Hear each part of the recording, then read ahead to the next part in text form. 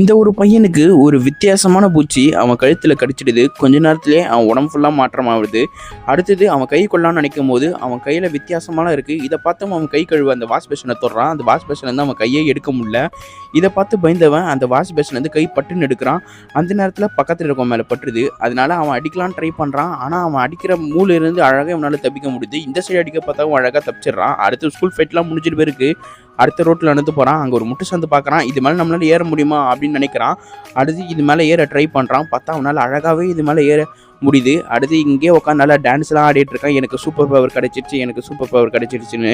அடுத்து தான் ஒன்று நோட் பண்ணுறான். அங்கே ஒரு ட்ரக்கு ஒரு அம்மாவை முட்டலான்னு வருது. இதை பார்த்து அவன் என்ன பண்ணுறான்னா அந்த ட்ரக்கு முன்னாடி போய் நிற்கிறான். கொஞ்ச நேரத்தில் பார்த்தா அந்த ட்ரக் அவனை அடித்து தூக்கிடுது. எல்லாருக்கும் அவனுக்கு எதுவும் ஆயிடுச்சுன்னு நினைக்கிறாங்க. என்னன்னு பார்த்தா அந்த ட்ரக்கு தான் டேமேஜ் ஆகிருக்கு. நம்ம ஹீரோக்கு டேமேஜ் ஆகலை. அப்படியே நைட்டு ஹீரோவோட தாத்தாவும் அவன் ஃப்ரெண்டும் ஆணி அடிச்சிட்டு இருக்காங்க. அப்போ நம்ம ஹீரோ டோர் திறக்க பட்டுன்னு பயந்தவர் ஆணி மிஷின் அமுத்த அந்த ஆணி நம்ம ஹீரோ கிட்ட போது அது அழகாகவே பிடிச்சிட்டாரு. எப்படா நீ பிடிச்ச அப்படின்னு கேட்டு பக்கத்தில் இருக்க அமுத்துறாரு. பார்த்தா அவன் கைக்குள்ளே இறங்கிடுது.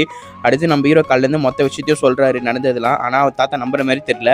அடுத்த ஒரு கத்தியை வச்சு அவன் வயிற்றுல குத்துறான்னு நினைக்காரு. அந்த கத்தியே வளைஞ்சு போயிடுது.